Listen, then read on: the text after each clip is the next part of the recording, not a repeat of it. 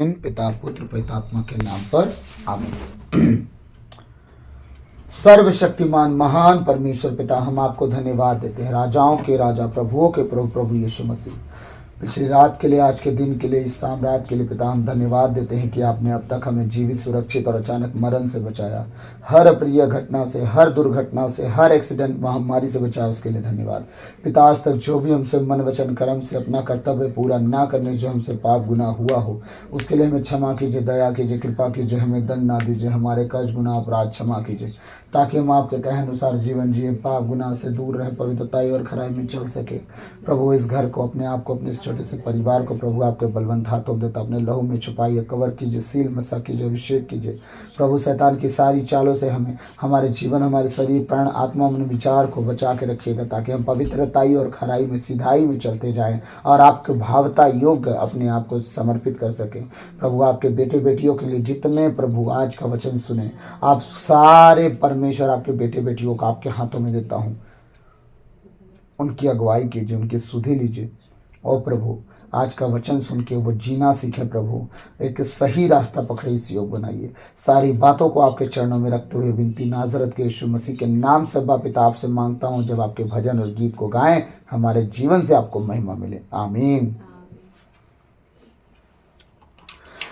प्रभु की आत्मा को कौन रोक पाया है, जब वो बहा है तो बहता चला आया है। प्रभु की सामर्थ्य को कौन रोक पाया है, जब वो बहा है तो बहता चला आया है। प्रभु की आत्मा को कौन रोक पाया है, जब वो बहा है तो बहता चला आया है। प्रभु की सामर्थ्य को कौन रोक पाया है, जब वो बहा है तो बहता चला आया है।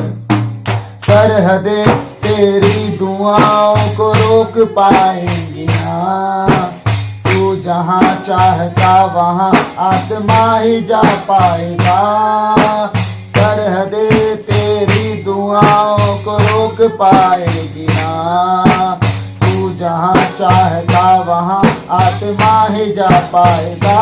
वो तो वही है जहाँ तू घुटनों पे आया है, वो तो वही है जहाँ तू घुटनों पे आया है। जब बहा है तो बहता चला आया है। प्रभु की आत्मा को कौन रोक पाया है, जब वो बहा है तो बहता चला आया है। प्रभु की सामर्थ्य को कौन रोक पाया है, जब वो बहा है तो बहता चला आया है। शत्रु तेरे सामने ओलिहन मेरे मौज, दिला का टोलहन दिल बुचहन लखंदो, ओलिहन दिल का टोल बच खतर मंदे, ओलिया लही नमक के लह तो लन मंदे। ओ बाला का तो चले लोके रामशा का तो निहंदरन मशीहर वर को रहंदरन मशीहर वर के रहंदरन शत्रु के सामने मानस चढ़ाएगा, विरुद्ध झंडा खड़ा आत्मा ही लहराएगा। शत्रु के सामने महानद सचल आएगा, उसके विरुद्ध झंडा खड़ा आत्मा ही कर पाएगा। उसकी आत्मा से तू कब तक लड़ पाया है, उसकी आत्मा से तू अब तक लड़ पाया है। जब वो बहा है तो बहता चला आया है। प्रभु की आत्मा को कौन रोक पाया है, जब वो बहा है तो बहता चला आया है। प्रभु की सामर्थ्य को कौन रोक पाया है। जब वो बहा है तो बहता चला आया है। जब खबरी को कौन रोक पाया है। जब वो बहा है तो बहता चला आया है। प्रभु के लहू को कौन रोक पाया है। जब वो बहा है तो बहता चला आया है। प्रभु की आत्मा को कौन रोक पाया है। जब वो बहा है तो बहता चला आया है। प्रभु की सामर्थ्य को कौन रोक पाया है। जब वो बहा है तो बहता चला आया है। प्रभु की आत्मा को कौन रोक पाया है। जब वो बहा है तो बहता चला आया है। आमीन। हमारे प्रभु का आत्मा जब बहता है तो उसे कोई नहीं रोक सकता। वो ऐसे उदारता से सामर्थ्य से परमेश्वर भरता है जिसका कोई लेखा कोई नहीं ले सकता।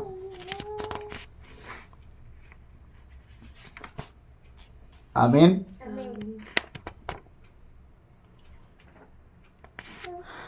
ऐ पाक रूह मुझे जीना सिखा। ऐ पाक रूह मुझे जीना सिखा। जीना सिखा मुझे चलना सिखा। जीना सिखा मुझे चलना सिखा।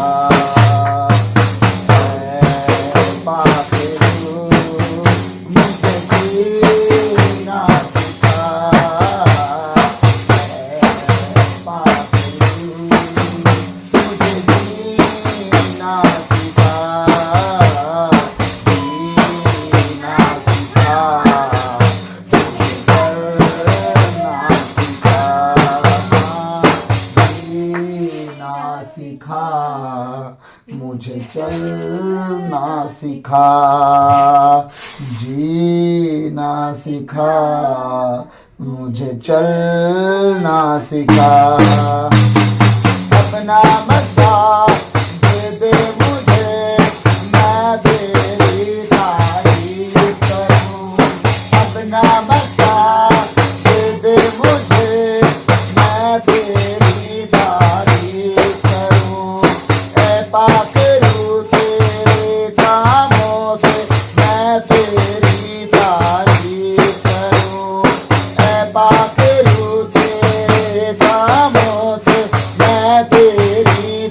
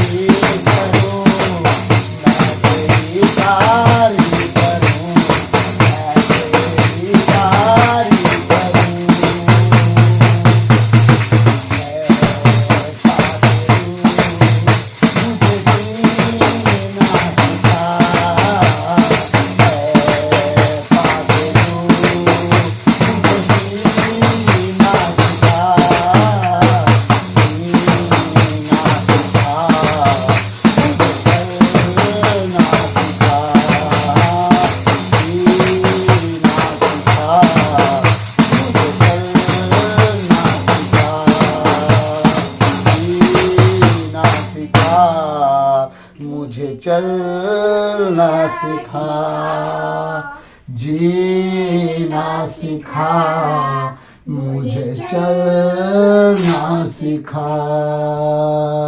बोलिए यीशु मसीह की जय। हमारे उद्धारकर्ता यीशु मसीह की जय। हमारे मुक्तिदाता यीशु मसीह की जय। हमारे चंगादाता यीशु मसीह की जय। ओ हमारे शांतिदाता यीशु मसीह की जय। हालेलुया। आइए हम प्रभु के वचन की ओर जाएंगे। आज का हमारा विषय है जबान के ऊपर। लोग जो जबान से इतना ठोकर खाते हैं, इतना ठोकर खाते हैं, जिसका कोई ठिकाना नहीं है।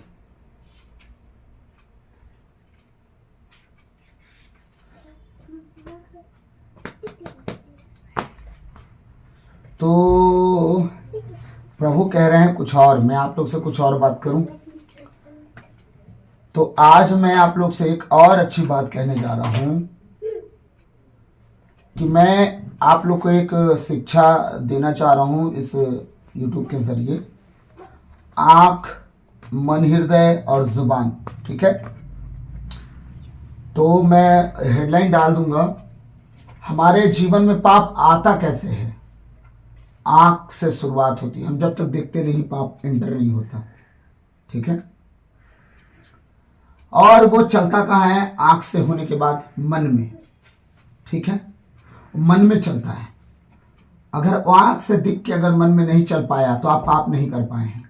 लेकिन अगर आप पाप को देख के एंटरटेनमेंट हुए तो मन में रिवाइंड होते रहता है, बार बार बार बार बार बार चलते रहता है। जब वो बार बार चलता है तब हमसे पाप ज्यादा होना शुरू हो जाता है। लेकिन जब आपकी आंखें कहती हैं मुझे देख तो लिया, रिसीव करने की जरूरत नहीं है, तो माइंड में वो घूम नहीं पाता है, बार बार आने की कोशिश तो करता है, पर आप उसे एंटरटेन नहीं करते, अपनी आंख को कहीं और ध्यान में लगाते हो। तो ये चीजें हमें जानना जरूरी है कि पाप एंटर कैसे करता है। पाप के मेन द्वार क्या है, आंख, मन, हृदय, मुंह और कान, ठीक है। मेन द्वार हैं आंख के, मुंह और पाप के मेन द्वार 3 हैं, आंख, मुंह और कान। लेकिन वो काम करता कहाँ है, मन हृदय में। पाप जो है काम करता है मन हृदय में, बैठ के आराम से। आदमी मर्डर करने से पहले मन में बैठ के प्लानिंग करता है, ठीक है। अगर आप देखेंगे पाप करने से पहले वो मन हृदय में बैठ के प्लानिंग करता है। लड़का लड़की एक दूसरे से मिलने से पहले क्या करते हैं, मन हृदय में प्लानिंग करते हैं।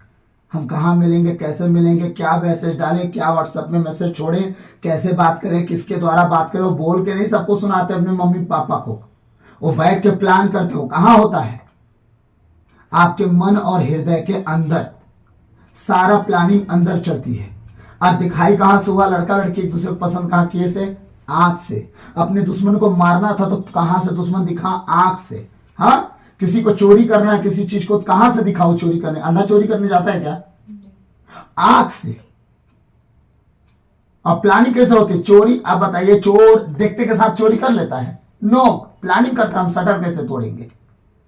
वो जाता है देखने, सब कुछ पूरा माहौल कैप्चर करता है, सीसीटीवी कहां लगाए नहीं लगाए। एटीएम तोड़ने वाले सबसे पहले सीसीटीवी कैमरा तोड़ते हैं। ऐसे मारते हैं लाठी जैसे बिच्छू मार रहे हो, सांप लटका हुआ सांप ऐसे डस लेगा, ऐसे झचक झचक के मारते हैं एकदम डर डर के। मुंह में लगाए अपने तरफ से पूरा सेफ्टी, मंकी कैप वगैरह लगा घूम जाते हैं, लेकिन कैमरा तोड़ते सांप मार रहे हो। क्या पहचान भैया, मास्क तो तुम ऑलरेडी लगा के रखे हो। हाँ, तो चोरी करने वाला पहले आंख से दिखता है तब ना जाता है चोरी करने। तो इन चीजों को तुम ना करो, पहले तुम सोचो कि क्या सोचते हो। प्रभु का एक महान जन बोला था कि तुम सोचो कि तुम क्या सोचते हो बैठ के, कि चोरी करने का प्लान कर रहे हो।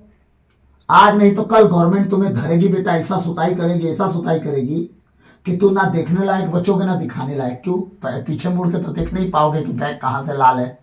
हैं, बंदर जैसे कर देंगे वो पुलिस वाले पीट पीट के, क्योंकि वो लोग फालतू रोड में वर्दी पहन के नहीं घूम रहे हैं, है ना। उनकी ड्यूटी काहे के लिए लगी, रात दिन बेचारे घूम रहे हैं रोड में। जिस दिन धराओगे गुरु, 100 दिन का चोर एक दिन तो पकड़ा जाता है। तुम एटीएम चुरा लो चाहे कोहिनूर चुरा लो, है ना, एक दिन तो तुम पकड़ाओगे तो बचोगे तो नहीं।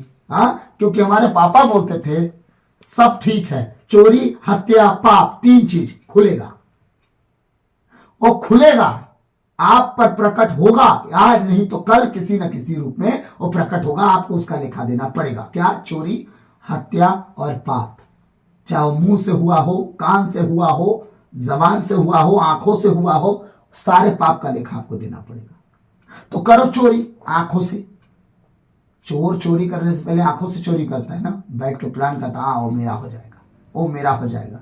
पुलिस के डंडे भी आपके होंगे फ्री वाले, ध्यान से। हाँ, लड़का लड़की दोनों एक दूसरे से आंखों से देख के मिलते हैं, पसंद करते हैं, शुरू करते हैं ना। लेकिन जब लड़की लड़का पकड़ाते तो लड़का कहाँ से कहा जाता है बढ़िया। लड़की का भाई लड़का को ढेर ढूंढेगा, लड़की को नहीं। लड़की तो नादान थी बेचारी, 25 साल की, 25 साल की नादान। कब अभी गांव देहात में भाई शादी कर देते हैं कभी कभी जल्दी। 25 साल में 3 लड़का, अभी उनकी बहन नादान है, मार खा रहा है लड़का। समझ रहे हैं। शुरुआत कहाँ था, वो भाई का दोष नहीं है, वो बहन का दोष नहीं है, वो लड़के का दोष नहीं है। अंधे होते तो क्या एक दूसरे को प्यार करने जाते। इसका मतलब आंख परमेश्वर दिया इसलिए नहीं कि पाप करो, इसलिए दिया कि तुम आत्मिकता में एक दूसरे को देखो, एक दूसरे को बढ़ने और बढ़ाने की कोशिश करो। हाँ, तो आइए हम ये विषय चालू कर रहे हैं। उपवास प्रार्थना इनफ है, मैं बहुत वचन सुना चुका हूँ।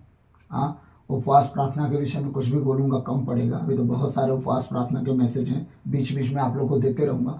लेकिन कुछ बेसिक चीज़ें हैं जो हमें सीखना ज़रूरी है। तो अपने लोगों को तो मैंने बहुत बारीकी से सिखाया है। मैं चाहता हूँ अगर प्रभु नया भेद प्रकट करे तो आज फिर से हम शुरू करते हैं। तो हम पहले आंख देखेंगे, फिर मन हृदय देखेंगे, फिर जबान होठ के विषय में देखेंगे कि परमेश्वर हमें जो बनाया यूज करने के लिए हम उसका यूजलेस कैसे उसको बना दे रहे हैं। हाँ, जो हमें सही रीति से यूज करना है उसको यूजलेस बना दे रहे हैं। अब मीनिंगफुल नहीं, उसको पूरी रीति से उल्टा कर दिए हैं। परमेश्वर जबान दिया है परमेश्वर की स्तुति करने के लिए, महिमा करने के लिए। रात दिन मनन करो, परमेश्वर कहता है उसके वचनों पे। क्या करो? मनन चिंतन, बैठ के सोचो परमेश्वर का वचन क्या कहता है। और हम सोच रहे हैं पाप के विषय में।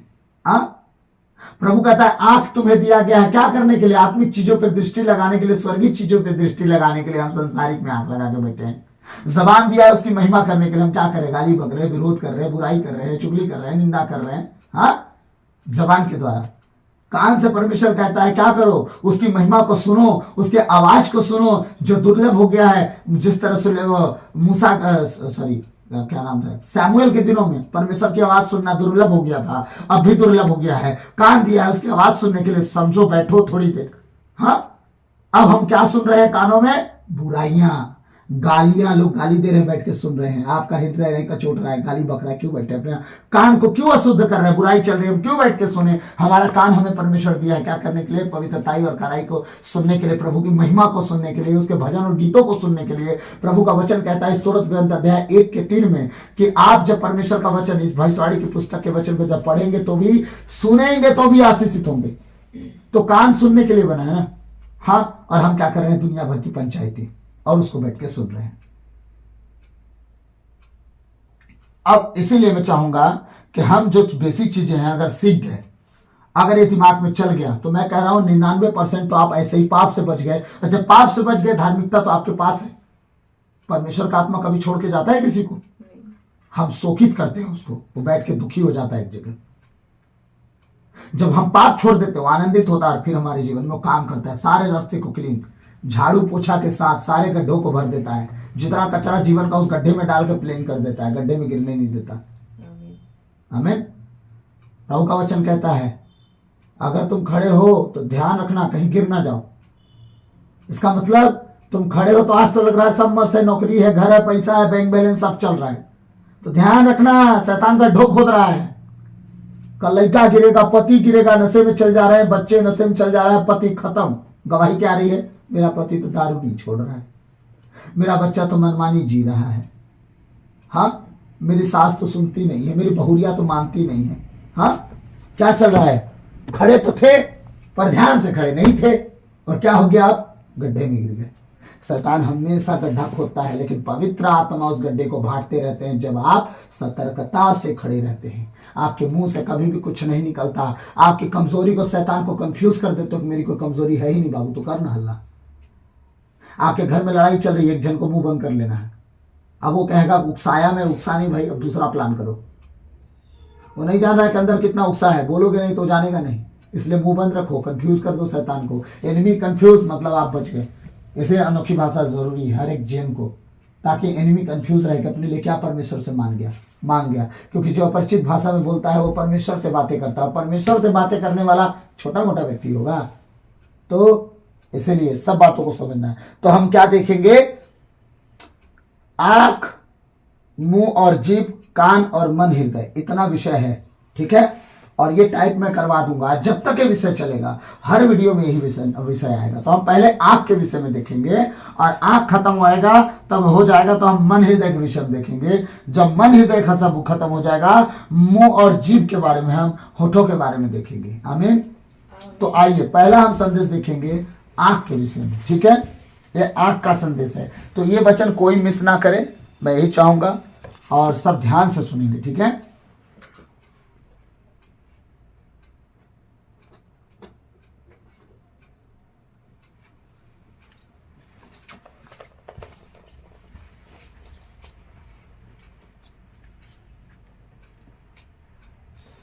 हम संत लूकास अध्याय 11 पद संख्या 34 और 36 देखेंगे।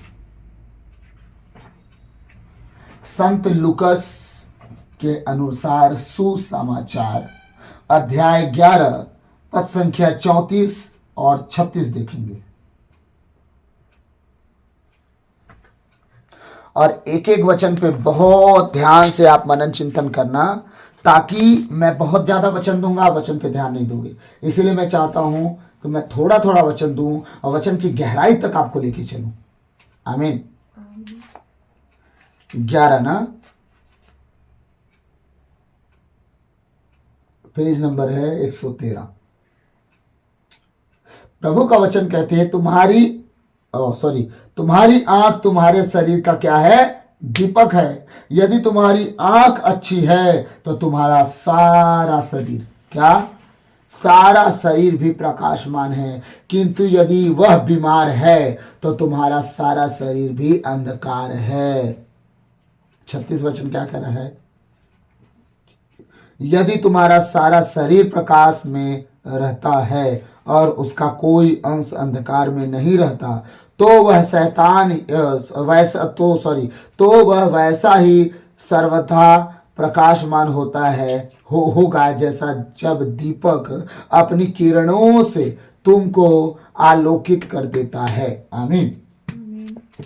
हमारा शरीर क्या है, हम ये 2 वचन ही देखेंगे और इस 2 वचन पे ही हम बिल्कुल विस्तार से इन पर ध्यान देंगे। अगर इस पर हम ध्यान दे गए तो आगे के वचन को भी हम ध्यान देंगे। और मैं ज्यादा बोला ना, वचन आप लोग को नहीं दूंगा। वचन अगर मैं लिखवा भी दूंगा तो कुछ फर्क नहीं पड़ेगा जब तक आप वचन की गहराई में ना जाओ। और वचन वीडियो लंबा होने से आप वचन सुनते नहीं हो। और आराधना बड़ा इसलिए डालता हूं क्योंकि आराधना आप मिस ना करो, कहीं भी रहो आप आराधना मिस ना करो। आप ऐसे कंफर्ट जोन में बैठो कि आराधना मेरे साथ आप ऑनलाइन कर सको। हेडफोन लगा लो, ऑनलाइन जिस तरह वचन सुनते हो आप बैठो एक जगह बिस्तर में, अपने सोफे में, कुर्सी में, कहीं भी आप आराधना करो, ताली बजा के, हेडफोन लगा के, जैसे बने, लेकिन आराधना मिस ना करो, ताकि आप आराधना के साथ चंगाई छुटकारा लाओ अपने घर में, परिवार में, जीवन में, और वचन के द्वारा जीना सीखो। आमीन। आइए हम प्रभु के वचन में जाएंगे। प्रभु मैं धन्यवाद देता हूं सुंदर जीवित वचन के लिए प्रभु, जो आपने हमारे बीच में रखा अपने बेटे बेटियों के लिए, हम सब के लिए प्रभु। आज मैं और मेरा परिवार और आपके बेटे बेटी जितने ऑनलाइन हो परमेश्वर, वो सब इस वचन को पढ़े, सुने और सीखें, और इसके अनुसार हम जीना जान सके और सही रीति से चलना सीख सके। इस योग बनाइए ताकि हम सदा पाप से दूर रहें। मेरे मुख पर पैरा बिठाइए, मेरे होठों के द्वार की रखवाली की जाए। बोलने वाला मैं नहीं वरन आप स्वयं मुझ में होकर अपने वचनों के द्वारा बातचीत करें। प्रार्थना यीशु के नाम पर पिता से मांगते हैं, सुनिए और दया से ग्रहण कीजिए। आमीन। अब रात हो गई, ठीक है। संसार का दीपक क्या है, सूरज, ठीक। रात के लिए परमेश्वर चांद को बनाया, तो क्या चांद सूरज की तरह रोशनी दे पाता है? नहीं। तो अगर संसार का दीपक सूरज है, अगर डूब जाता है तो क्या उजाला रहता है उस टाइम? नहीं, अंधेरा होता है ना। तो आपकी आंख क्या है, आपके धरती पर दिन को रात और रात को दिन बनाने के लिए वो बना है, समझ लीजिए। एक तरह से रात में भी आप देखते हो चंद्रमा के उजाले में, तो भी आप चल पाते हो, टॉर्च जला के चल पाते हो। पहले मसाले जलाया करते थे, फिर लालटेन जलाया करते थे, अब टॉर्च जलाते हैं, समझिए, ठीक है। तो आंख ना होती तो इन चीजों का जरूरत पड़ता, मसाले और लालटेन और क्या बोलते हैं, टॉर्च या चंद्रमा, जरूरत नहीं पड़ती। आंख है ये नहीं, क्या जरूरत रहे ना रहे। हाँ, और दिन में सूरज है तो किसी चीज की जरूरत पड़ती है नहीं। मतलब आपकी आंख है तब ना वो दिन काम कर रहा है, और आंख होता ही नहीं तो सूरज की रोशनी किसी काम की है आपके लिए? सिर्फ शरीर को विटामिन डी देता, बस धूप तपाने के लिए, गर्मी में लू मारने के लिए, लेकिन दिखने के लिए नो। जो अंधे हैं पूछिए क्या है? कुछ नहीं, काला। रात में काला, दिन में काला, सो रहे हो काला, जाग रहे हो काला। क्या दिख रहा है? काला। उनका जीवन ही काला है।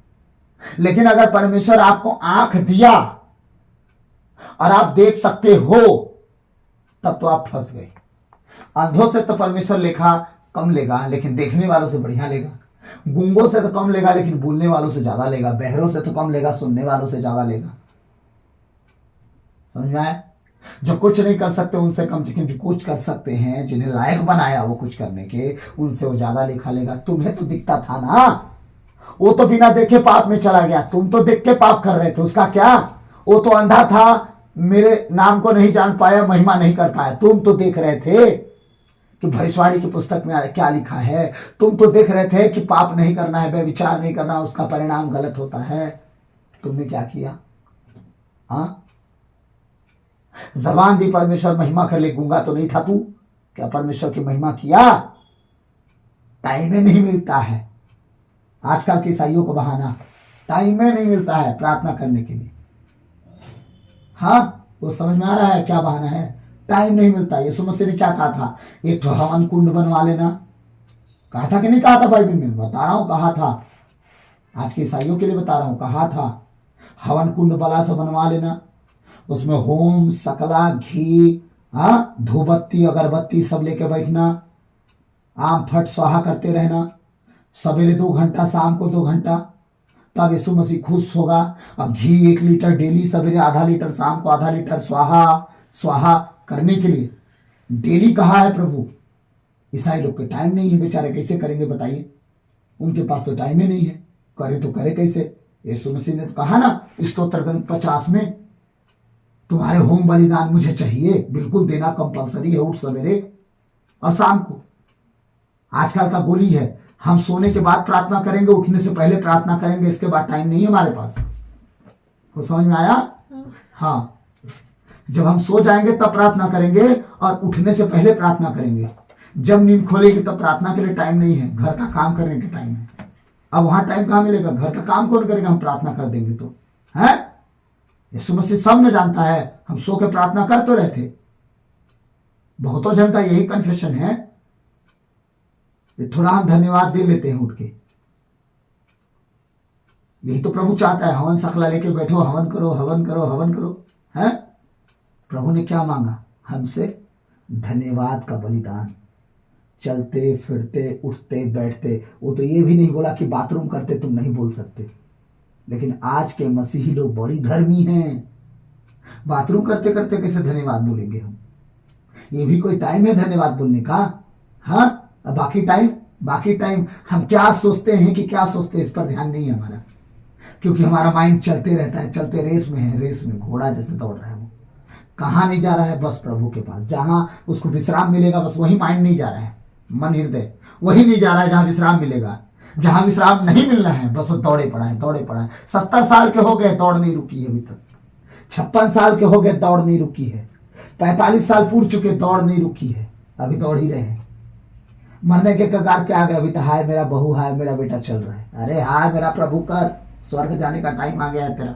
जीली मनमानी 70 साल, अब का पूरा नरक का द्वार लेके जाएगी क्या माता? अब तो मान ले प्रभु को, प्रभु तू दे ना दे, ठीक रहे ना रहे, हाँ बेटा बहू सुधरे ना सुधरे, तू ठीक है ना, मैं ठीक रहूंगी। प्रभु से पूछ ले, जीवन बच जाएगा। हाँ, हवन करने बैठे हैं, टाइम नहीं है। 2 घंटा कौन हवन करेगा? सवेरे खाना कौन बनाएगा? स्कूल कौन जाएगा? ड्यूटी कौन जाएगा? शाम को 2 घंटा हवन करना है, तो रात का खाना कौन बनाए? नाटक बना के रखे हैं प्रभु को, इसलिए प्रभु नाटक मचा के रख दिया है सब तरफ से। घर घर रोना पिटना चालू हो गया है। मस्त नौकरियां हैं, अच्छी चल रही है, बच्चे ठीक नहीं है। मस्त नौकरी अच्छा चल रहा था, पति दरुहा निकल गया, ठीक है। मस्त नौकरी चल रहा था, सब अच्छा चल रहा था, बहुरिया घर में तांडव मचा के रखी है। कुछ समझ में आ रहा है क्या चल रहा है? हवन करने का टाइम उनके पास है संसार के लिए, खुदा के पास धन्यवाद बोलने का टाइम नहीं है। प्रभु इतनी अच्छी नौकरी दिया उसके लिए लाखों बार धन्यवाद, इतना अच्छा परिवार दिया उसके लिए लाखों बार धन्यवाद। परिवार क्या है? दरुआ। परिवार क्या है? अनाज्ञाकारिता में चलने वाला। पर बच्चे क्या है? ना सुनने वाले। सवेरे निकले तो रात में आते हैं, सुनते ही नहीं है। हाँ, लेकिन आप क्या बोले? प्रभु धन्यवाद कि आपने इतना अच्छा परिवार दिया। प्रभु के ऊपर एक कर्जा रख दिया, आप मालूम है? कर्जा रख दिए तो कि मैं उस बात के लिए धन्यवाद बोल रही हूं जो आपने किया तक नहीं है प्रभु, और धन्यवाद का बलिदान में चढ़ा रही हूं। और धन्यवाद का बलिदान 2 दिन का ना होना चाहिए। अरे मैं दुखी हो गई, अपने परिवार से दुखी हो गई प्रभु। नौटंकी मचा के रखे हो हैं?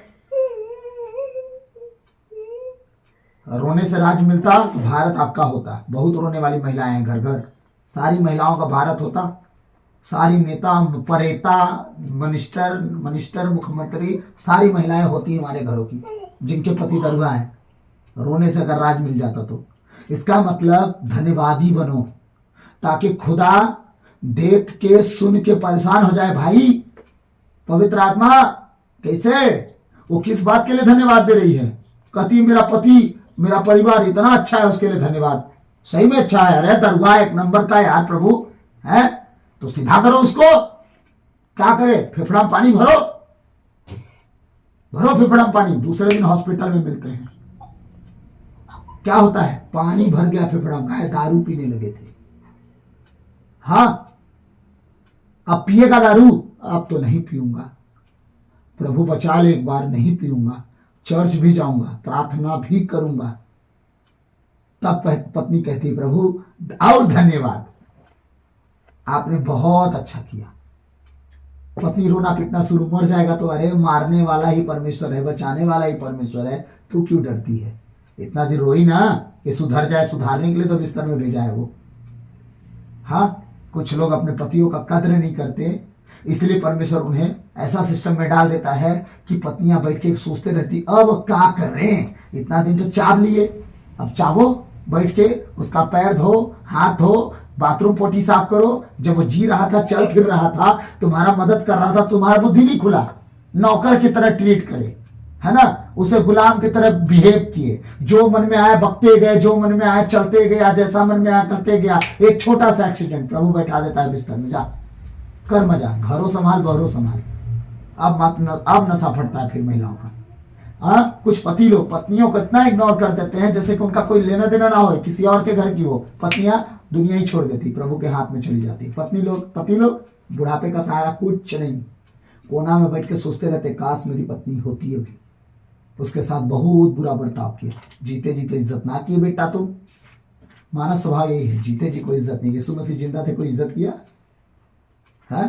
कोई इज्जत नहीं किया। पितरुसो इनकार कर दिया, मैं नहीं जानता ये आदमी कौन है। हाँ, जब वो धरती छोड़ के चला गया, बैठ के भेंट रहे हैं, भोकर भोकर के रो रहे हैं, कहा हो गया उससे। हाँ, इसलिए अब हमें कदर करनी है उन चीजों की जो हमारे पास है। जो नहीं है उसके बारे में सोचना छोड़ दो, क्योंकि सोचने से आ नहीं जाएगा। बिल गेट्स, रतन टाटा, अंबानी अपने घर में होंगे, आपके नहीं हो जाएंगे। उनके पैसे वो अपने घर में रखेंगे, आपको नहीं दे देंगे। इसीलिए उनके बारे में सोचना बंद करो कि उनके कितने लग्जरियस घर हैं, कितना पैसा है, क्या है। आजकल का यूथ खाली यूट्यूबर लड़का लोग के देख के पगला रहे हैं। निंजा बाइक, S2R बाइक, कान ऐठेंगे, सीधे डिवाइडर में ठुकेंगे, कहानी खत्म। माँ बाप रो रह गए, वो बेटा मर गया, आज ये गाड़ी लिया था। तब तो बेटा पैसा कमा रहा था, बहुत अच्छा लग रहा था, कंट्रोल में नहीं किए कि बेटा सब कर, उड़ने वाली चीजें मतलब धरती पर, धरती के लोग हैं हम। S2R क्या है? डेप्थ बाइक है वो, जो 400 की स्पीड पे धरती पे चलेगा, वो बचेगा? सोच के देखिए, हेलीकॉप्टर की स्पीड में जो उड़ेगा धरती पर, वो बचेगा? हेलीकॉप्टर के लिए रोड तय नहीं करना है कि किधर उड़ेगा, वो जमीन पे रोड तय करना पड़ता है, रोड कहाँ है। टायर फट गया, अनबैलेंस हो गई गाड़ी, टर्निंग नहीं ले पाए, ठा खत्म। पैसा आ रहा था तो सबको अच्छा लग रहा था, माँ बाप फूल गए थे, हाँ मेरा बेटा, हाँ मेरा बेटा कमा रहा है, मेरा बेटा। जिगर का टुकड़ा, जिगर का टुकड़ा दुनिया छोड़ दे तो कमाई किस काम का? लिमिट में रखो, कमाई कर, उड़ने की चीजें मत ले। लेना है तो हेलीकॉप्टर खरीद, इतना जुटा ले, उड़ ले, उड़ ले, ऊपर उड़ ले, धरती पर उड़ने की कोशिश मत कर। उड़ना है तो हवा में उड़, प्राइवेट जेट खरीद, इतना कमा ले, चार्टर प्लेन खरीद ले, राफेल खरीद के प्रधानमंत्री जी को दे दे, फिर इतना पैसा है तो। हाँ, तो ये तो हो गया हमारा काउंसलिंग। अब आते हैं हम वचन में, और हम आपसे लगातार इसी पर ध्यान देंगे। मन, हृदय, आंख, जबान और कान, लगातार तीनों विषय पे ध्यान देंगे, लगातार चलते रहेगा। ठीक, आते हैं वचन में। कहाँ थे हम? तुम्हारी आंख तुम्हारे शरीर का क्या है? दीपक है। अब बताइए, दीपक जलाकर, 33 वचन क्या कर रहा है? दीपक जलाकर कोई उसे तहखाने में या पैमाने के नीचे नहीं बल्कि दीवट पर रखता है कि नहीं? आप ये बताइए, घर में जब पहले लाइट नहीं हुआ करता था गांव में, लालटेन जला के खटिया के नीचे कोई छोड़ता था? दिया हुआ चिमनी उनी कहाँ रखते थे? डेढ़ी के ऊपर, चबूतरा के ऊपर। हम लोग के घर में चबूतरा होता है जो तुलसी लगाई जाती थी, उसके ऊपर रखा जाता था, पूरा आंगन में जोड़ा है ना। और हमारे ईसाई लोग क्या करते हैं? दीपक जला के चूल्हा के नीचे घुसा देंगे। कहाँ? खटिया के नीचे, तो पीछे रूम में डाल देंगे जहां दरवाजा बंद रहता है, रहेंगे अंधेरे में। कौन है दीपक? आपका वचन। कौन है दीपक? आपका बाइबल। कौन है दीपक? आपके बाइबल में लिखा हुआ शब्द। कौन है दीपक? आदि में सब था, शब्द ईश्वर के साथ था और शब्द ही ईश्वर था, वही देहधारी बना। वो कौन है? यीशु मसीह। ना उसे आप देखोगे, ना उसे खोलोगे, ना उसे पढ़ोगे, आपके लिए जिंदगी भर आप बाइबल का कवर बंद करके रखे हो, दोनों तरफ काला, बीच में उजाला, किसी काम का हुआ? दोनों तरफ का कवर काला है बाइबल का, बीच में उजाला है। अब बताइए, जब तो आप अपने उजाले को अंधेरे में बंद करके रख दोगे, उजाला किस काम का होगा? घर रोशनी होगी, परिवार रोशन होगा, आपका घराना रोशन होगा, आपके पति बच्चे रोशन होंगे? नहीं, क्योंकि आप इस उजाले को बाइबल में लपेट के कवर में चेन लगा के चुपचाप दफन कर दिए हो। कहाँ? डीवट के नीचे रख दिए हो। कहीं बाइबल डस्ट खा रही, कहीं कोना पड़ा। बाइबल तो है घर पे, पर पढ़ने का टाइम नहीं मिलता। आज 80% जो लात खा रहे हैं ना शैतान से, वो क्या बोलते हैं पता है? हम पढ़ना तो चाहते हैं पर पढ़ नहीं पा रहे हैं बाइबल। कितना स्ट्रगल कर रहे हैं बाइबल को पढ़ने में। अगर उनके हाथ में पेपर दे दिया जाए ना, पेपर को मरोड़ चरोड़ के 20 पेज रहेगा तो भी खा जाएंगे। पूरा पेपर का हिस्ट्री पता चल जाएगा कि आज दुनिया में क्या हुआ। बाइबल का एक अध्याय से पढ़ा नहीं जा रहा है। वो लोग हैं जो पूरी रीति से दुर्दशा में चले गए हैं, इतनी बुरी कंडीशन हो चुकी है उनकी। ये वो लोग हैं जो बाइबल को पढ़ नहीं पा रहे हैं। एक अध्याय अगर उनसे बोला जाए कि प्रकाशना ग्रंथ वो भविष्यवाणी की पुस्तक है, जो पढ़ता है वो भी आशीषित होता है, जो सुनता है वो भी। यानी कौन? आपके घर में तो कोई बैठी नहीं रहा, कहां सुन रहा है? कि जिस बिस्तर पे बैठी है ना, वो लकड़ी का बिस्तर भी आशीषित हो रहा है। जिस चार दीवारी के बीच में बैठा है ना, वो चार दीवारी भी आशीषित हो रहा है। वो एटमॉस्फेयर, वातावरण भी आशीषित हो रहा है। वो छत भी आशीषित हो रहा है और धरती भी आशीषित हो रही है। जो उस रूम में आके सोएगा वो भी एक दिन आशीषित हो जाएगा और तू देखेगी बदल जाएगा। आमीन। विश्वास नहीं है? ठीक है, मत करो विश्वास। मेरा क्या जाता है, आप स्तोत्र ग्रंथ पढ़ो, पता चल जाएगा। प्रभु का वचन दाऊद क्या कहता है? ओ पहाड़ पहाड़ियों प्रभु की स्तुति करो, पेड़ पौधों प्रभु की स्तुति करो, और समुद्र के जल और जीव जंतुओं प्रभु की स्तुति करो, और मगरमच्छ, स्पेशल मगरमच्छ क्योंकि डेंजर है वो, स्पेशल बोलता है मगरमच्छ हो प्रभु की स्तुति करो, और सूरज और चांद प्रभु की स्तुति करो, और हवा और पेड़ और पौधों और घास फूस सब प्रभु की स्तुति करो, चट्टानों पत्थरों कंकर प्रभु की स्तुति करो। अरे प्रभु की स्तुति अगर तुम नहीं करोगे तो कहता है पाम संडे में, सुनो, अगर ये मेरी महिमा नहीं की, स्तुति नहीं की, तो यहाँ के सारे चट्टान स्तुति करना शुरू कर देंगे। आमीन। तो ये परमेश्वर है, चट्टानों से अपनी महिमा करवा सकता, नहीं करवाता तो मूसा पानी ना पाता, पाया ना पानी, इजरायली पिए उसी पानी से ना। ये हमारा परमेश्वर। हाँ, तो आपको क्या लगता है, आप पढ़ के और एक आदमी बैठ के सुनेगा तब वो आशीषित होगा? भूल जाओ।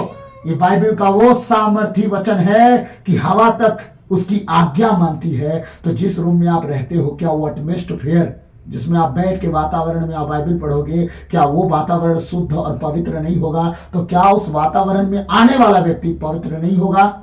हाँ, जब यीशु मसीह के कपड़े का छोर छूने से 12 साल से पीड़ित महिला ठीक हो सकती है, पूरे लोग तो गवाही नहीं दिए, जितने लोग उसके ऊपर गिर पड़ रहे थे। क्या बोला प्रभु ने के चेलों से? कोई तो मुझे छुआ। बोलता अरे कितने लोग तेरे ऊपर गिर पड़ रहे हैं प्रभु? बोलता नो नो नो नो, इनका गिरना अलग है। जिसने मुझे छुआ और विश्वास से छुआ, मुझसे सामर्थ्य निकली, मतलब मुझसे एक शक्ति इंटर हुई, पास हुई है। है ना। अब वो गई है तो कहाँ गई है मुझे उससे जानना, डरते कांपते आ गई। मैं पहले से सोच के बैठी थी जिस दिन तेरे कपड़े का छोर छू लूंगी मैं चंगी हो जाऊंगी। सारा पैसा खत्म हो गया, घर लूट गया, बर्बाद हो गया, वैदों ने एकदम गलत तरीके से मुझे लूटा है। हाँ, लेकिन जिस दिन मैं सोच के बैठी थी, आज बहुत दिन बाद तुझे पाई तो मैं सोच के बैठी थी आज तुझे छूंगी, मैं छू ली, मैं चंगी हो गई प्रभु। हाँ, कैसे हुआ? बाकी लोग तो चंगे नहीं हुए, वो कैसे चंगी हो गई? सोच के देखिए, माइंडसेट था। खुद वो है यीशु जिसे हम पढ़ते हैं प्रकाशना ग्रंथ में, वो खुद यीशु मसीह है। जो हम बाइबल में उत्पत्ति से प्रकाशना ग्रंथ के एक एक वचन को पढ़ते हैं वो यीशु मसीह है, क्योंकि वो शुरू से वही था, आखिरी में वही है और अंतिम में न्यायकर्ता भी वही होगा। आप बोलिए, पतरस की परछाई से लोग चंगे क्यों होते थे? यीशु मसीह थोड़ी था वो तो पेतरुस था ना। सामर्थ बहती थी परछाइयों में। हाँ, तो सामर्थ अगर बहती थी तो पौलुस की रुमाल से लोग चंगे कैसे होते थे? उसके शरीर से टच कराते थे, लोग बीमारों पे रखते थे, सब चंगे कैसे? सामर्थ बहती थी। वो अगर इंसान में सामर्थ पास हो सकता है तो क्या प्रभु के वचन में इतना दम नहीं है कि आपके घर का माहौल बदल दे? वो इन दिनों में परमेश्वर मुझसे कहा है कि जो जो प्रकाशित वाक्य पढ़ेगा, प्रकाशना ग्रंथ पढ़ेगा, एक एक वचन जोर जोर से पढ़ेगा अपने घरों में, अपने परिवारों में, उनके घर माहौल को बदल के रख दूंगा। उन्हें पता कराऊंगा, मैं इन इस्राएलियों को बताऊंगा कि मेरे वचन में कितना सामर्थ है। ऐसी चीजें उनके घरों में बदल जाएंगी जो सोचा भी नहीं होगा उन्होंने। लेकिन मेरी बातों को ना हल्के से ले लें। क्यों? पता है, मैं एक लंबा चौड़ा प्रचारक होता जो 75 डिग्री में कैमरा घूमता, 90 डिग्री मेरे आसपास ला ला ला करते रहता, मैं सबके सर पे हाथ रख के और सब करते रहते, सबको दिखाते रहता ना, है ना, भड़ाम भड़ाम गिर गिर के छटपटाते जैसे मिर्गी मार रहा है, ऐसा दौरा पड़ने टाइप से। तभी वो लोग सब मानते कि हाँ मैं कुछ वो कह रहा हूं, सुन लेते हैं। सुनो, नामचीनों से निकलो, आत्मा में जाओ। परख दिया है परमेश्वर, परखो कि वचन से रिलेटिव आपको जीना कैसे सीखना है। हाँ, अगर मैं सच नहीं कह रहा हूं मत करो, लेकिन अगर सच कह रहा हूं, आप स्तोत्र ग्रंथ घर में बोल के पढ़ो। सॉरी, प्रकाशना ग्रंथ बोल, अरे बाय मिस्टेक हो जाता है मेरे से, हाँ डोंट माइंड ना। प्रकाशना ग्रंथ पे बात कर रहा हूं तो स्तोत्र ग्रंथ का बात आ जाए तो भी कोई नुकसान बात नहीं है। सारे आशीष वचन तो उसी में लिखे हैं हमारे लिए, सारे पश्चाताप के वचन तो दाऊद ने उसी में डाल दिया। पश्चाताप तो करो, देखो और तेज काम करेगा प्रकाशना ग्रंथ। प्रकाशना ग्रंथ आपके पश्चाताप के बाद आप पढ़ के तो देखो, वो 10 गुना सामर्थ्य हो जाएगा। हाँ, तो पश्चाताप के वचन उठाओ। हाँ प्रभु, हो गई गलती, क्या उस डाकू की तरह तुम माफ कर नहीं कर सकता मुझे? हाँ, मैं तो तुझे जान के पाप कर रहा हूं, कर रही हूं, वो तो तुझे बिना जाने पाप करके भी स्वीकार कर लिया, अब हमें क्षमा कर ताकि हम तेरे कहे अनुसार जिए। देखिए प्रभु क्या करता है, सब कुछ बदल डालेगा, सब कुछ। आमीन। तो ये सारी बातें हमें जानना है। आमीन। बहुत समय हो गया देखिए काउंसलिंग में, तो मैं वचन कब दूंगा ये समझ नहीं पा रहा हूँ। तो प्रभु ना, मैं किसके बारे में बात कर रहा हूँ? 50 मिनट, मैं अगले 9 मिनट में चाहूंगा कंप्लीट हो जाए। दीपक जलाकर कोई उसे तखाने में या पैमाने के जिंचे नहीं बल्कि दीवट पर रखता है, जिससे भीतर आने वाला उसका प्रकाश देख सके। तुम्हारी आंख तुम्हारे शरीर का दीपक है। यदि तुम्हारी आंख अच्छी है तो तुम्हारा सारा शरीर भी प्रकाशमान है, किंतु यदि वह बीमार है तो तुम्हारा सारा शरीर भी अंधकारमय है। इसका मतलब, अब आंखों से ऐसी ऐसी चीजें देखते हो जो आपका नहीं हो सकता या नहीं है, तो क्या हो? बीमार हुआ। आप अनावश्यक चीजों पे आंख लगा रहे हो, जो आपका नहीं है और नहीं हो सकता। दूसरे की बीवी तुम्हारी हो जाएगी, क्या यार हद हो गई है? दूसरे का गाड़ी तुम्हारा हो जाएगा, दूसरे का घर तुम्हारा हो जाएगा? नहीं ना, साफ शब्दों में बात हो रही है ना यहाँ पे, घुमा फिरा क्या बात करना। हाँ, जब नहीं हो सकता तो शांत रहो ना, थोड़ा सा सब्र करो। प्रभु तुम्हें भी गाड़ी दे सकता है, घर दे सकता है, पत्नी भी दे सकता है, उससे सुंदर भी दे सकता है। और जिसकी पुरानी हो, क्या करे? चुपचाप झेलो, क्या करोगे? क्योंकि तुम बहुत होशियार हो ना। अगर तुम होशियार नहीं बने होते ना, परमेश्वर तुम्हारे लिए होशियार पत्नी नहीं देता, तुम्हारे जैसे समझदार देता। जैसे तुम हो वैसे ही मिलता है। किसी किसी लोगों को सुधारने के लिए उनकी पत्नियां ही काफी होती है। इतना टेढ़ा चल जाती है ना कि जैसे जलेबी टेढ़ा होती है वैसे ही इमरती टाइप से। पति लोग कंफ्यूज, कैसे करूं मैं? तू पहले देख कैसे करेगा, तू सुधार, प्रभु उसको भी सुधार देगा। तो प्रभु कहा है, पहली सेवा खुद से शुरू करो। पहली सेवकाई घर से शुरू होनी चाहिए। कलीसिया के बाद में पहली सेवा खुद से शुरू, फिर घर की करना। हाँ, आज लोग अपने नहीं सुधरेंगे। मेरी बहू कैसे सुधरे, मेरा बेटा कैसे ठीक हो, मेरा बच्चा पति कैसे ठीक हो, तू कैसी है पहले बता। बाइबल पढ़ती हूँ बहुत नींद आता है, पढ़ने नहीं पाता। बोला सुन ना, सबसे ज्यादा बहन तो तुझे ही दुष्ट आत्मा पकड़ा है, उससे तो बाहर निकल ले पहले। हाँ, तो अपने घर वालों को सुधारेगी। ये बुरा भी नहीं मानते, वो एक्सेप्ट भी करते। एक सच बात है, अगर हम में कमी ना होती तो हम बाइबल पढ़ पाते, प्रार्थना कर पाते। हम में भी तो कमी है। तो दूसरों की कमी शैतान इतना दिखा देता है उन लोगों को, बहनों को, माताओं को, कि अपनी कमियां भूल जाते हैं, खाली दूसरों को देखते हैं। मेरा घर नहीं सुधर रहा है। अरे पहले तू तो बच ले, घर तो अपने आप बच जाएगा। जब सब ठीक रहता है तो महिलाएं ना सर पे चढ़ के नाचती है घमंड के मारे, मेरे पति के पास इतना नोट छापा है, अब तो मैं सोने का बिस्किटें चाबूंगी, हीरा दबाऊंगी गाल के नीचे, जैसे माखूर दबाते हैं, जब मन करेगा भजा लूंगी। हाँ, जब पति दारू पीना शुरू कर देता है, सारा ही धरा का धरा, सारा सोने का बिस्किट गायब। और बेटा जब दरुआ हो जाता है तो खाने के लाले पड़ जाते हैं, है ना, तब घमंड खत्म, तब प्रभु खोजने लगे। उस दिन प्रभु को खोजे होते ना कि अब सब कुछ तूने ठीक कर दिया, सब कुछ दे दिया प्रभु, धन पे आंख नहीं लगाऊंगी, तुझ पे आंख लगाऊंगी, मुझे पता है मेरा पति जिसे बचा है मेरे बच्चे भी बचेंगे, हम सदा भरपूर रहेंगे। तो घमंड के मारे आंखें चूर हो जाती। क्यों? सास का कदर नहीं की, ससुर का कदर नहीं की, देवरानी का कदर नहीं की, जेठानी का कदर नहीं की। हैं, समझ गए? अब कदर करवाने वाला आ गया है। कौन? लूसीफर घर में घुस गया ऑटोमेटिक, क्योंकि आपने जो करना था नहीं किया। फिर पति में घुसा, बच्चों में घुसा, लो मारो मुझे। एक औरत घर को चाहे तो बना ले, चाहे तो बिगाड़ दे। बार बार कहा जाता है, औरत को लोग हल्के से ले लेते हैं। मरता है, कुछ नहीं जानती बेचारी, वो कुछ नहीं कर सकती बेचारी, कुछ बेचारी है वो। जो सब ठीक चल रहा तो वही तो सबको बिगाड़ी बेचारी। सबको कंट्रोल करने के चक्कर में महिलाएं हो जाती, पति को कंट्रोल। बच्चे कितना दिन कंट्रोल होगा? वो मूड खराब होगा, ऐसी तैसी जाए, नहीं करना मुझे कुछ, जा जो करना है कर ले, जा रहा हूं दारू पीने। हुआ था एक दिन मेरे ही घर में, कुछ बात को लेकर घर में जब झगड़ा चला। हाँ, मेरे जीजा जी बहुत दिन से दारू पीना छोड़ दिए थे, बहुत टाइम हो गया था, दारू पी के हंगामा करते थे, दारू पीना छोड़ दिए थे। तो किसी बात को लेकर हम सब साथ में थे, बहुत डिस्टर्ब हुए वो। तो वो इतना डिस्टर्ब हुआ कि इंसल्ट फील करने लगे। वो गए दारू लेके आए। हाँ, दारू लेके आए मेरे सामने, मैं छोटा था, दारू भी पिए। मेरी दीदी मना की, अपना बेल्ट खींचे, मेरी दीदी को 20 बेल्ट मारे।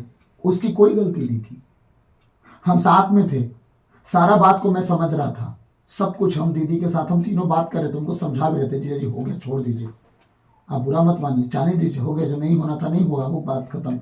उनको इंसल्ट इतना फील हो गया कि दारू ला के पीना शुरू कर दिया। दीदी बस इतना बोली कि जब आप छोड़ दिए हैं मत पीजिए।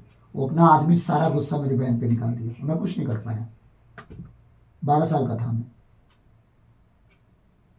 10 या 12 साल, बस सोच के देखिए। मूड खराब हो गया, बस हो गया। तो मूड खराब हो जाए, इससे अच्छा क्या करे? दुआ में आए। मेरी बहन तो नहीं जानती थी प्रभु को, ईसाई बहनें तो जानती है ना प्रभु को। वो क्यों लात खा रहे अपने घर वालों से? इसलिए इन सारी बातों का ध्यान देना है। अब शरीर क्या है? शरीर प्रकाशमान है, किंतु यदि वह बीमार है तो तुम्हारा सारा शरीर क्या है? अंधियारे में है। इसलिए सावधान रहो, जो ज्योति तुम में है वह कहीं अंधकार न हो जाए। सबसे डेंजर बात, सबसे डेंजर बात, अगर जो ज्योति तुम में है, पूरी दुनिया को उजाला कौन दिखाया? ईसाई लोग। पूरी दुनिया को उजाला कौन दिखाया? बाइबिल। भारत को अगर जीना कोई सिखाया है तो दुनिया भले दावा कर ले, लेकिन नो, याद रखिएगा, हमारा प्रभु का वचन है जो सिस्टमैटिक लोगों को जीना सिखाया। पूरी दुनिया में देख लीजिएगा, नियम कानून को बनाने वाला भी खुदा है, संडे का छुट्टी भी खुदा की ओर से है। समझ गए? लोग समझते नहीं हैं। ईसा पूर्व हम पढ़ते हैं ना बाइबिल में, अपनी किताबों में बचपन में पढ़ते आए हैं। बच्चे आज तक नहीं समझे ईसा पूर्व को। बाइबिल पढ़ा तब समझ में आ रहा है ईसा पूर्व, ईसा मसीह के आने से पहले।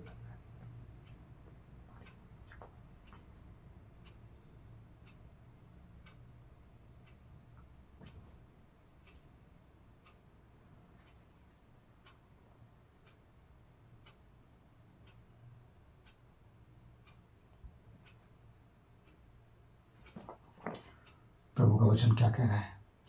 इसलिए सावधान रहो, जो ज्योति तुम में है वह कहीं अंधकार न हो जाए। इसका मतलब क्या है? आप ज्योति हो, आप क्रिश्चियन हो, बाइबल पढ़ने वाले हो, प्रभु के बेटे बेटी हो, आप संसार को प्रकाशमान करने निकले हो, हाँ आप पहाड़ पे बसने वाले नगर हो, अगर आप ही अंधकार हो जाओ तो बताओ पूरी दुनिया को कौन उजाला दिखाएगा? पूरी दुनिया को स्वर्ग राज्य लेके कौन जाने की तैयारी करवाएगा? स्वर्ग में जाने का रास्ता कौन बताएगा? जब आप ही डूब जाओगे तो दूसरे को कैसे कहोगे कि चलो तुम्हारे आंख का मैं तिनका निकाल दूं? आंख में तो लट्ठा घुसा हुआ है। हाँ, तुम कैसे कहोगे खुद अंधा होके कि चल रास्ता दिखा दूं? हाँ, आप कैसे कहोगे चलो हम स्वर्ग जाएंगे, खुद तो व्यभिचार में फंसे हो, नशा में फंसे हो, गाली में फंसे हो, चुगली निंदा में फंसे हो। आप कैसे कहोगे स्वर्ग राज का सुसमाचार सुनाओ? खुद तो बीमार पड़े हो, 70 तरह की बीमारियां शरीर में, घर में, परिवार में हो गई। कैसे कहोगे कि यीशु मसीह के पास आओ, वो तुम्हें चंगाई देगा, छुटकारा देगा, अपराधों की क्षमा देगा? सामने वाला कैसे बोलेगा तू पाया क्या? पहले तू पा ले तो मुझे शिक्षा देना, चल निकल यहाँ से।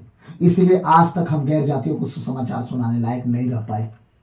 वो दिन थे जब सुनाया जाता था, वो दिन थे जब प्रभु माता सच्ची मसीहत थी, लोग सच्ची रीति से वचन के ऊपर चलते थे। आज वचन को खुद लात मार के चल रहे हैं हमारे ईसाई लोग। क्या हो गया? सब कुछ हो गया ना उनके पास। उनके दादा बाबा गरीबी में जिए, रो खा के परमेश्वर के सामने बैठे रहे और बोलते रहे हमारी सुधी ले, हमारी सुधी ले, हमारी सुधी ले। और कभी चर्च मिस नहीं किए, अपने बच्चों को मिस नहीं होने दिए। आज सब पैर पे खड़े। आज के बच्चे चर्च में नहीं जा रहे हैं, चर्च मिस हो रही है, वो अपने पैर पे खड़े हो जाएंगे तो बताइएगा।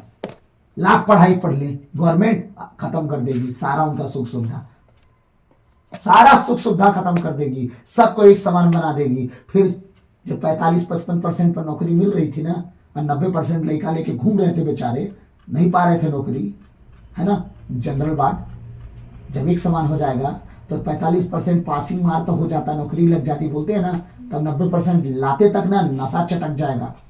जितना नशा में घूम रहे हैं ना, लास्ट में वही डेहरी मजदूरी पे आ जाएंगे। बाप का पैसा कै दिन चला है उनका, रिटायरमेंट से लेके और वो जो आने वाला पेंशन है उसमें तो घर चलेगा और घर बनेगा, जमीन खरीदाएगी। बाकी क्या भैया, तुम क्या बाप के पैसा पे ऐश करो, कै दिन करोगे? जब एक ठो बीवी आएगी और छोड़ के भागेगी ना, तब दूसरी बीवी आने में लालच पड़ जाएगी आपके लिए। क्यों आएगी? कैसे एक भागी? कैसे? गरुआ था लड़का, नहीं भाग जाएगी? सोचो, सबका पहले ही सेटिंग है लगभग। हाँ, करो पाप, नहीं जाएगी अपने माँ बाप के पास, फिर परमेश्वर पहले सेटिंग कर देगा, जाओ हो गया, तुम भी ऐसा काटो। क्योंकि आज बाइबल का कोई नहीं सुन रहा है। व्यभिचार ना करो, अपनी पत्नी को ना छोड़ो, अपने पति को ना छोड़ो। बाइबल पढ़ेंगे तब तो चलेंगे ना। अब दारू पियो, लड़ाई करो, प्रभु क्या कर लेगा उसमें? मेरी पत्नी चली गई, नहीं चली जाएगी। अब तुम घर के ना घाट के बने रहो। ये सारी बातें कठोर लगेंगी आप लोग को, लेकिन मैं सच कहता हूं, आप मेरी बातों को दिल से लीजिए ताकि आप बचो, आपका घराना बचे, आपका घर ना टूटे, आपका परिवार ना टूटे, आप जगत की ज्योति हो। हाँ, अगर आप अंधकार हो जाओ तो दूसरे को ज्योति कौन दिखाएगा? आपका खुद का घर टूट जाए, आपकी बहू, आपकी बेटी, आपकी पत्नी भाग जाए, तो आप दूसरों को कैसे काउंसलिंग दे पाओगे कि नहीं प्रभु आपसे प्रेम करता है, आओ प्रभु के पास, प्रभु आपको जीना सिखाएगा। अपना तो संभाल नहीं पाए, हाँ, आप क्या शिक्षा दोगे प्रभु के लोगों को? इसीलिए हमारे जो परमेश्वर के लोग हैं आज सुसमाचार में पीछे होते जा रहे हैं। क्यों? जीवन जीना भूल गए। शैतान ऐसा उलझा दिया उनको। बाइबल से दूर रहो, नहीं तो तुम जी जाओगे। बाइबल से दूर रहो, जीने ना पाओ, उसका ही एजेंडा है बस।